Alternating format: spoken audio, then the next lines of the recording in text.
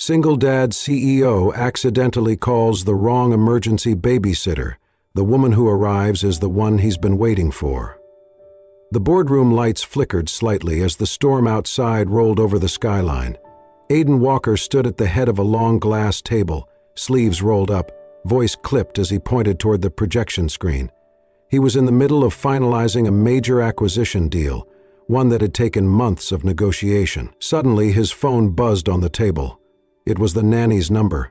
He frowned, excused himself with a brief nod, and stepped out into the hallway. "What is it, Marlene?" A panicked voice came through the speaker. "Mr. Walker, I am so sorry. I cannot get to Mia tonight.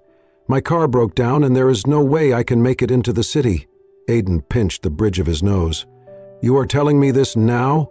My daughter is sick and I have another hour left in this meeting."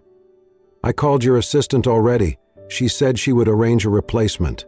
He ended the call, took a deep breath, and walked back into the meeting. He gave instructions to his VP, then checked his messages. A single text from his assistant blinked on his screen. "Found emergency sitter, Lucy's sister, on her way now." He pocketed the phone and left the office, stepping into the elevator with the calm of someone who lived in perpetual crisis control. He arrived at his penthouse 20 minutes later, loosened his tie and walked into the soft glow of the apartment. Mia was curled up on the couch under a blanket, cheeks flushed with fever, clutching her favorite stuffed rabbit. She looked up at him sleepily. "Daddy?" He knelt down beside her, brushing hair from her forehead. "I am here, sweetheart. You will feel better soon." The doorbell rang. He straightened up and walked to the door, expecting the usual uniformed professionalism of one of Lucy's colleagues. Instead, a woman stood there, drenched from the rain, hair pulled into a messy bun, holding a small tote bag and wearing a navy blue cardigan that looked more suited to a classroom than an emergency nanny call. She looked up at him, blinking water from her lashes. "Hi, I am Lily Harper. I got a message saying someone needed an emergency babysitter." Aiden frowned. "You are Lucy's sister?" She tilted her head. "Lucy? No, I think—" This may have been a mistake. There was a long pause. Then Mia coughed behind him, a weak sound that sent a twist through his chest. He opened the door wider. "Mistake or not, I need help right now. Can you stay? Just for tonight?" Lily hesitated, then nodded. "Of course." Within minutes, she had her coat hung up, shoes off, and was kneeling beside Mia on the couch, her voice soft and rhythmic as she spoke to the little girl. She checked her temperature with a gentle touch, helped her sip water, and whispered stories while rubbing her back. Aiden stood in the hallway, stunned. By the time he returned from retrieving fever medication, Mia had fallen asleep, curled against Lily's side. He handed over the medicine, quietly. "You seem to know what you are doing." Lily smiled without looking up. "I used to be a preschool teacher. I am taking a break." Aiden did not ask why. He only watched as Lily gently shifted Mia onto a pillow and pulled the blanket up to her chin. Later, in the kitchen, Lily brewed tea she found in the cabinet, while Aiden sat at the counter, still trying to figure out how this stranger had managed to calm his daughter faster than anyone else ever had. "I am sorry again," Lily said. "I really thought the message was from a family I used to babysit for years ago. I just showed up." He shook his head. "You showed up when it mattered." They sat in silence for a moment. Then Lily glanced toward the hallway where Mia was sleeping. "She is a wonderful little girl. You must be doing something right." Aiden let out a breath that sounded a lot like relief. "I try. Some days I feel like I am just surviving." "You are not alone in that." He looked at her more closely, noticing the tired edge to her kind eyes. "You seem good at this. Are you sure you are not still a teacher?" She smiled faintly. "It is complicated." He did not press. But something about her, her presence, her steadiness, unsettled the part of him that had learned to function without needing anyone. As the rain continued tapping against the windows, Aiden Walker, CEO of Walker & Co., realized that perhaps, for the first time in years, someone had stepped into his world and made it feel a little less empty. The apartment was quiet, the soft hum of the city far below, muffled by double-paned glass. Lily stood in the softly lit hallway, watching Mia sleep peacefully on the oversized couch, her tiny body curled like a comma beneath the thick-knit blanket. The fever had gone down slightly. Her cheeks, though still pink, were no longer burning. Aiden appeared beside Lily with 2 mugs of tea. "She's out for the night, I think," Lily whispered. He handed her a cup. "Thanks to you." She accepted it, warming her hands. She just needed someone to listen, and probably a little ginger tea. Aiden gave a quiet chuckle, rare and brief. "I should hire you on the spot." Lily raised an eyebrow. "That would be quite the job offer, considering I showed up here by mistake." "You showed up when no one else did," he said simply. They sat on opposite ends of the wide leather sofa in the living room. Between them the city lights stretched endlessly, glittering and untouchable. Aiden leaned back, rolling his shoulders. Lily sipped her tea, her eyes moving from the skyline to the photo frames on the console table, one of Aiden with a younger Mia, another of a woman with bright eyes and a gentle smile. "She was beautiful," Lily said softly. Aiden followed her gaze. His voice lowered. "She was everything." A long silence followed. "I'm sorry," Lily said. "She passed away 2 years ago," he replied, not looking at the photo. "Cancer. It was fast. Too fast." Lily didn't say anything. She just nodded, letting the weight of the moment settle naturally. Aiden studied the tea in his hands. "Since then, it's just been me and Mia. Nannies come and go, schedules change. Life doesn't pause because you're trying to breathe again."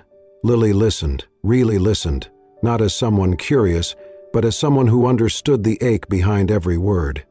"Do you get help? Family?" she asked. "Not really. My parents live across the country. Her parents—" He trailed off. "It's complicated." They both glanced at Mia, who let out a tiny sigh in her sleep. "Shoe's strong," Lily murmured.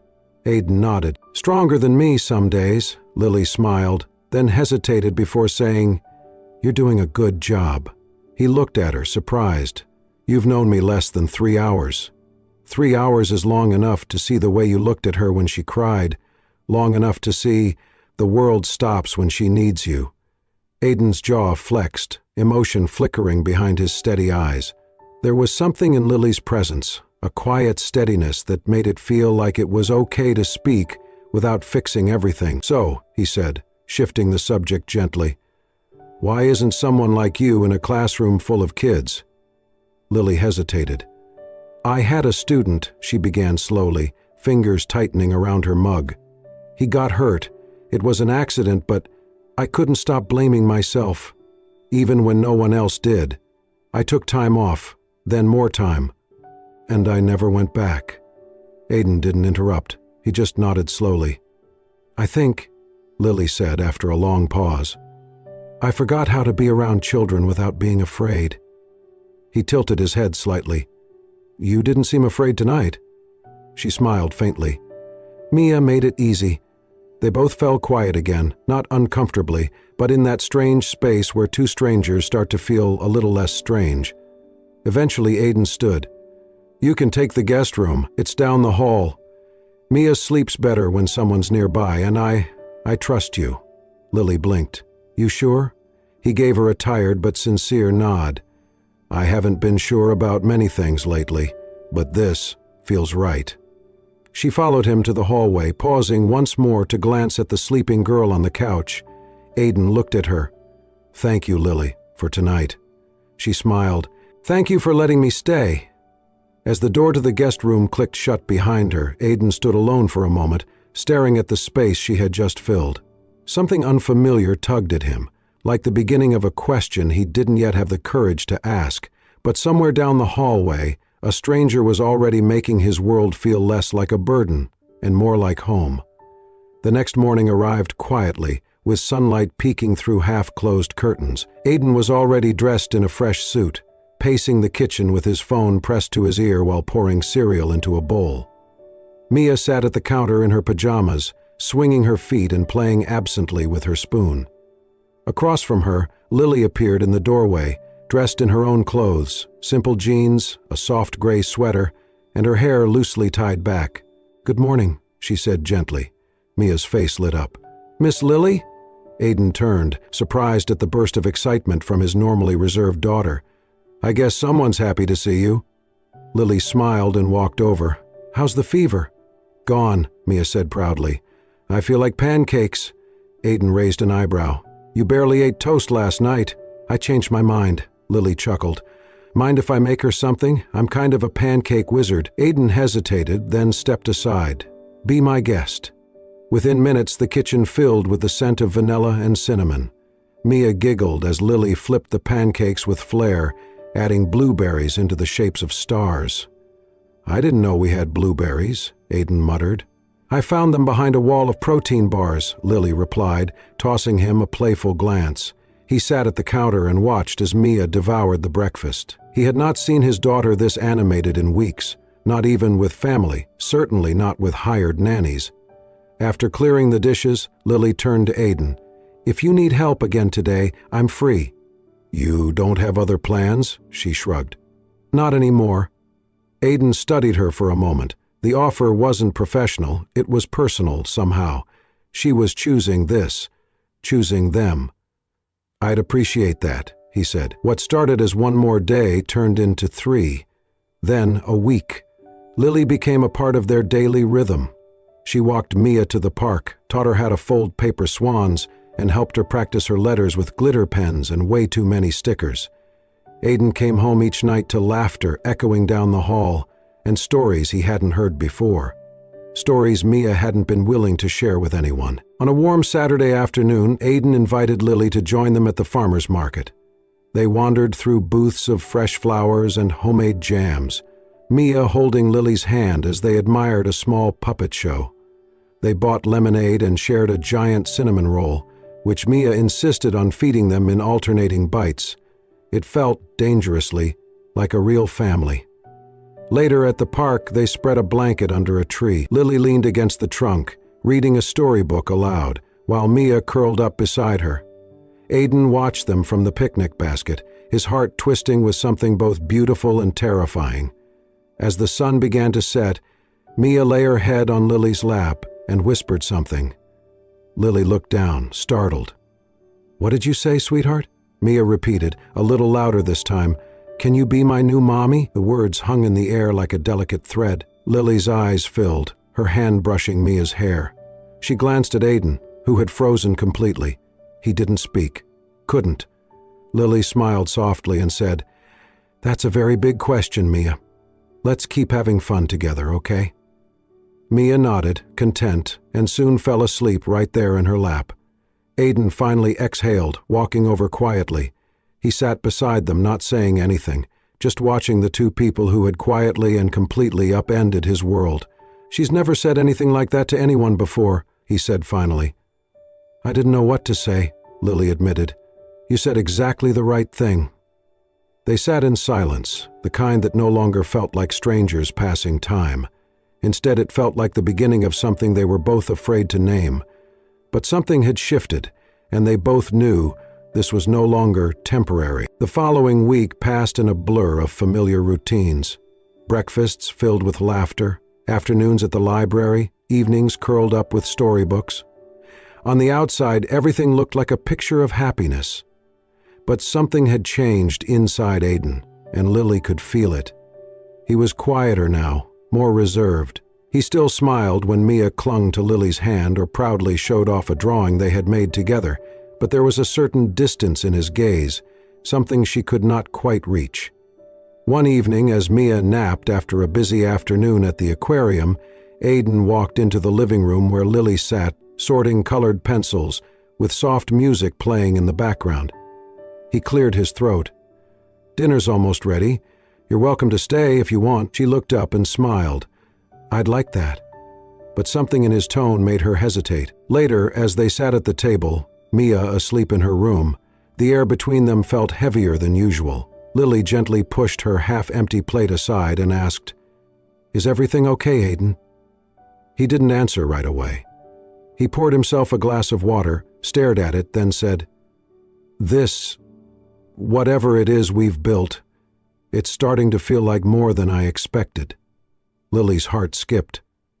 "And that's a problem?" she asked quietly. He shook his head.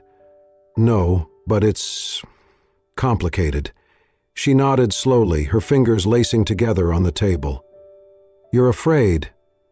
"I'm terrified," he said honestly, "of letting you in, of Mia getting attached, of losing everything again." Her eyes softened. "Aiden, I never wanted to come into your life and replace someone." "You didn't," he said quickly, "but that doesn't mean I know how to do this. I lost someone and I've spent the last 2 years making sure Mia never felt that kind of loss again." "You're trying to protect her," Lily said gently, "and maybe protecting her means not letting anyone get close." Lily's throat tightened. "Including me." He didn't answer. The silence was its own kind of confirmation. Lily stood slowly, gathering her bag. "I think I should go." "Lily," he began, but she gave him a small, sad smile. "You don't have to explain. I understand. You're not ready." She walked toward the front door, paused, then turned back one last time. "I wasn't looking for a family when I showed up at your door that night, but somehow you became one. And I don't know how to walk away from that without it hurting." She left before he could reply. The apartment felt colder after she was gone. The next morning, Mia woke to find Lily's shoes missing from the hallway. She looked around in confusion, then found a small folded note on the table in the playroom. Her tiny fingers opened it slowly. "You are brave and kind, and I will always care about you. Love, Miss Lily." Mia clutched the note to her chest and began to cry. When Aiden came running in, she looked up with wide, tear-filled eyes. "Did Miss Lily leave because of me?" Aiden knelt beside her, wrapping her in his arms. "No, sweetheart. She left because of me." And for the first time in a long time, he realized something painful and clear. He had built walls so high around his heart that even love could not find its way in. And now, he had pushed away the one person who had made him believe it was okay to feel again. Days passed, then a week. The apartment was quieter. Too quiet. Mia stopped asking for Lily after the third night, but she carried the little note around like a talisman, clutching it in her small hands when she thought no one was watching. Aiden watched her, guilt eating away at him like rust. He still woke early, packed her lunch, dropped her off at preschool, and returned to his meetings like nothing had changed, but everything had. One afternoon, after a particularly lifeless meeting, Aiden sat at his desk, staring at a coffee cup Lily had once left on the shelf, a simple ceramic one with tiny sunflowers. She had said it reminded her of something warm, something she missed. His chest tightened. "I made a mistake," he muttered under his breath. Without thinking, he pulled out his phone and scrolled through contact after contact until he reached a familiar number. Not Lily's, she had never given it, but the sitter's service he thought he had called weeks ago. This time he asked directly, "Do you know where Lily Harper is?" There was a pause on the other end. Then a hesitant voice said, "She volunteers at Maple and Bloom Books downtown, part-time. She works with kids there sometimes." That evening, Aiden stood outside the small bookstore tucked between a bakery and a flower shop, heart thudding. Through the front window he saw her. Lily sat in the reading circle, cross-legged on a rug, surrounded by a small group of children. Her eyes sparkled as she read from a brightly illustrated book, her voice animated and full of life. She laughed, gesturing wildly, and the kids roared with giggles. Aiden couldn't move. She looked so herself. Alive in a way she hadn't been when she'd left. When the reading session ended, she rose to her feet, hugging a little girl goodbye before collecting the scattered books. As she turned toward the front of the store, her eyes met his through the glass. She froze. Aiden stepped inside slowly, hands in his coat pockets. "Hi," he said softly. Lily looked unsure, guarded. "Hi. I didn't come here to ask you to come back," he said. "I just needed to say thank you." She tilted her head. "For what?" "For giving Mia something I couldn't. For giving me something I didn't know I needed." Lily lowered her gaze. "You made it clear you weren't ready." "I wasn't," he admitted. "But losing you made me realize I might never be ready if I keep living in fear." She crossed her arms, but her expression softened. "Fear is real, Aiden, but so is love." He took a step closer, pulling something from his pocket. It was a bracelet, bright plastic beads strung unevenly with the letters MIA in the center. "She made this for you the night you left," he said. "She hid it under her pillow. I found it this morning." Lily's fingers trembled as she reached out and took it. "She misses you," he said. "We both do." "I miss her too," Lily whispered. Then, after a long pause, "And I miss you." Aiden's eyes glistened. "Lily, I don't want to pretend I have everything figured out. But I know this.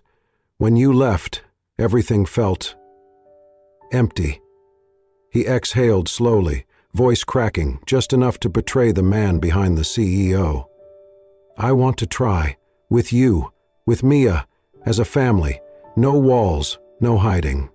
She looked up, hope flickering like dawn behind her eyes. "I can't promise I won't be scared," she said. "I don't want perfect," he replied. "I just want real." She smiled then, soft and steady, and stepped into his arms.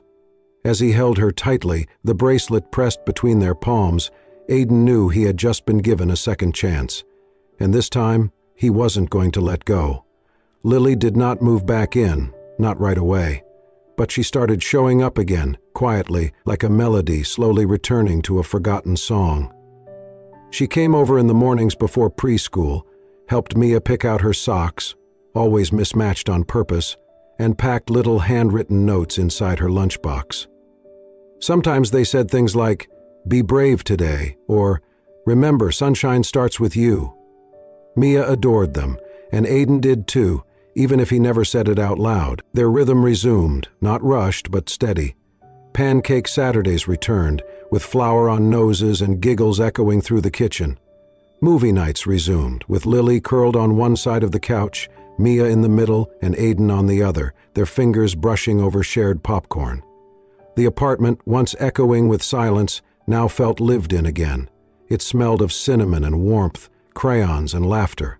One evening, after Mia had fallen asleep mid-sentence during a bedtime story, Aiden walked out to find Lily sitting on the couch, flipping through a stack of the child's drawings. "She made these today," Lily said, holding up one. "Apparently I'm a superhero babysitter teacher lady." Aiden chuckled and sat beside her, looking at the picture. A stick figure version of Lily wore a bright pink cape, with Mia and Aiden on either side. "She's not wrong," he said, his voice soft. Lily studied the picture for a long moment, then placed it on the table. "I've been thinking about going back to teaching." Aiden looked at her with genuine surprise. "You're ready?" "I'm scared," she admitted. "But yeah, I think I am." He reached out and took her hand, his thumb tracing small circles over her knuckles. "I think the classroom's been missing you as much as we did." She smiled, a real one, and leaned into his shoulder. "The day you showed up at the bookstore, I remembered who I used to be, or maybe who I still am." "You're so much more," he whispered. They sat like that for a while, the silence between them full, not empty. Later that week, Aiden invited Lily somewhere unexpected. She hesitated when he mentioned the cemetery, but she said yes without pressing for details. They walked through the quiet tree-lined grounds until he stopped at a modest headstone. Emily Walker, beloved wife, cherished mother. Lily stood beside him, feeling the weight of memory in the air. "She was kind," Aiden said. "Brilliant. She made this place feel like a home. Losing her, it felt like the world just shifted off its axis." He took a breath, the cool air visible between his words. "For a long time, I thought loving again would be betrayal, that if I moved forward, I'd be letting her go." Lily looked up at him, eyes gentle. "But you showed me that hearts aren't graves. They can hold more than one love. They can grow. They can remember, and still welcome something new." She reached for his hand. "I'll never try to replace her," Lily said softly. "I don't want you to," he replied. "I want you to be exactly who you are." They knelt and placed a single sunflower beside the headstone, Lily's idea. "She would have liked you," Aiden murmured. "I hope so," Lily whispered. On the walk back to the car, their fingers intertwined naturally. It was not grand, not dramatic, but it was real. It was two people choosing to begin again, not from scratch, but from the broken places they had gently mended. Together, and in that choice, love was not reborn. It simply came home. Spring arrived with soft mornings and golden afternoons, and with it came something that felt very close to peace. Lily had officially accepted a part-time teaching position at a local preschool, just a few blocks from Aiden's apartment. She now walked Mia to school with her, their steps in rhythm, their laughter echoing through quiet streets. Some days Aiden would meet them on the way back, coffee in hand, pretending he had no ulterior motive beyond caffeine, though the way his eyes lingered on Lily said otherwise. One Thursday afternoon, Mia came home holding a golden certificate clutched tightly in her small hand. "Look," she beamed, "I was Student of the Month." Aiden lifted her in the air, spinning her in a slow circle. "That's amazing, sweetheart," Lily stood by, clapping enthusiastically. "You've been so kind to your friends and such a great listener, of course they picked you." Mia's eyes sparkled. "We're having a ceremony. Will you both come?" "Wouldn't miss it for the world," Aiden said. The day of the ceremony, Mia stood on stage with her classmates in front of a small gathering of parents and teachers. She spotted Aiden and Lily sitting side by side in the front row, and she grinned so wide her cheeks puffed up. After the applause, she ran straight to them, throwing her arms around both. "I'm so glad you're both here," she whispered.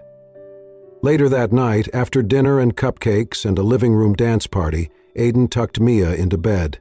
She clutched her stuffed bunny and whispered, "I hope Miss Lily stays forever." He kissed her forehead, the weight of her words pressing gently on his chest. "Me too, baby girl." When he returned to the living room, Lily was folding laundry, humming softly to herself. He watched her for a long moment before stepping forward. "You've become part of everything here," he said. She glanced up, cheeks pink. "I hope that's okay," he smiled. "It's more than okay." He hesitated, then added, "Will you have dinner with us this Friday? Just us, no toys, no TV, just a real dinner." Lily blinked. "Are you asking me on a date, Mr. Walker?" He smirked. "I believe I am." She grinned. "Then I'd love to." Friday night came, and Aiden had gone above and beyond. He wore a navy button-down, set the table with candles, and even tried to cook, though Lily gently saved the meal from total disaster. Mia sat in her special booster seat, declaring the pasta fancy, and insisted on giving a toast with her cup of apple juice. "To us," she said proudly. "Our family." Aiden and Lily exchanged a glance over flickering candlelight, emotion rising between them. After Mia went to bed, Lily stepped out onto the balcony, drawn by the cool air and the city lights. Aiden followed. "She's happy," Lily said. "She's happy because of you," Aiden replied. Lily shook her head. "Because of us." Aiden turned to her. "You've changed everything, Lily. You brought color back into our world." He reached into his pocket and pulled out a small velvet box. Lily froze. "I'm not asking for forever tonight," Aiden said quickly, opening it to reveal a simple, elegant gold ring set with a single diamond. "I'm asking you to say yes to now, to waking up here, to pancakes, to books on the floor, to all of it, with me." Lily's eyes filled with tears. "Yes," she whispered, "1,000 times yes." From the hallway, a sleepy voice called, "Did someone say pancakes?" They both laughed, and Aiden turned to Lily, placing the ring on her finger with a look so full of quiet love it could have made the stars weep. And in that moment, there were no missing pieces, no ghosts, no what-ifs, just them, together, and more than enough. 1 year later, sunlight poured through the trees of a quiet garden behind a brick townhouse in Brooklyn. White chairs lined a narrow cobblestone path, petals scattered underfoot, laughter bubbling gently in the air. The backyard wedding was small, intimate, just a few close friends, some colleagues, and Mia, who had declared herself flower girl, ring bearer, and boss of everything. Lily stood at the end of the path in a soft ivory dress, simple and timeless. Her eyes sparkled as she met Aiden's, standing beneath a canopy of white blossoms, Mia clinging to one hand, a bouquet in the other. When Lily reached them, Aiden took both of her hands in his. "You walked into my life by accident," he said, voice warm. "But loving you has been the most intentional thing I've ever done." Lily's voice trembled as she replied, I didn't know I could find home in someone else's arms. But you and Mia, you're the home I never dared to dream about." The officiant smiled and declared, "By the power vested in me, I now pronounce you husband and wife." Before he could say anything else, Mia shouted, "You can kiss her." Everyone laughed, and Aiden did. Their kiss was soft and certain, and Mia threw handfuls of petals into the air like confetti. The reception that followed was just as simple: folding chairs, fairy lights, mason jars with lemonade, and a chocolate cake Mia helped decorate unevenly. There were no press releases, no grand ballroom, no spotlight. Just love. 1 year later, the front window of a charming corner shop now read, "The Sunflower Library, Children's Books and Community Classes." Inside, Lily stood behind a table, guiding a small group of kids through a craft session. Crayons rolled across the table. Storybooks lined every wall. And in the back room, Aiden was reading to a circle of toddlers who hung on every word of the very hungry caterpillar. At his feet sat a little boy with dark curls and wide eyes. Theo, not quite 2, with Lily's nose and Aiden's curiosity. Mia sat nearby, now a confident 6-year-old, reading aloud to Theo when his brother finished. "You're going to be a big reader like me," she told him matter-of-factly. One Saturday afternoon, a sleek black car pulled up in front of the store. Out stepped Charles and Margaret Walker, Aiden's parents. They had stayed distant during his early struggles, but time had softened them. Inside, Mia ran to the door. "Grandma! Grandpa! Want to meet Theo again?"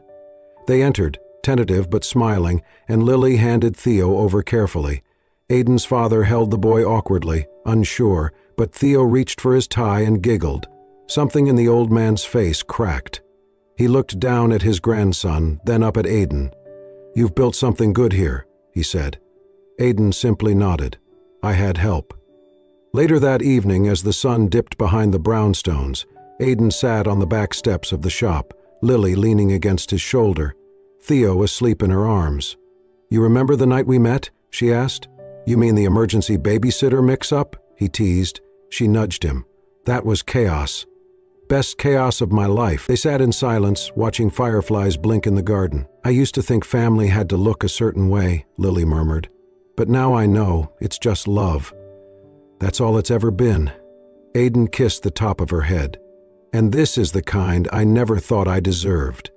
Theo stirred, and Lily hummed softly to settle him again. Inside, Mia arranged books on a shelf labeled Staff Picks by Mia Walker. One of the titles was How Families Are Made. Not by blood, but by showing up, by staying, by loving, even when it's hard. And under a painted sign that read, "You belong here," the Walker family, messy, loud, imperfect, had found everything they had ever needed: each other. Thank you for joining us on this heartfelt journey. Aiden, Lily, Mia, and little Theo reminded us that family is not always about perfect beginnings, but about the people who choose to stay, to love, and to build something real out of unexpected moments. Sometimes, a wrong number leads to the right person, and sometimes love finds us when we least expect it, but exactly when we need it most. If this story moved you, made you smile, or stirred something deep in your heart, we invite you to subscribe to Soul-Stirring Stories. Every week, we bring you new tales of love, healing, resilience, and the quiet magic of human connection. Hit that subscribe button and let us keep touching your soul, one story at a time.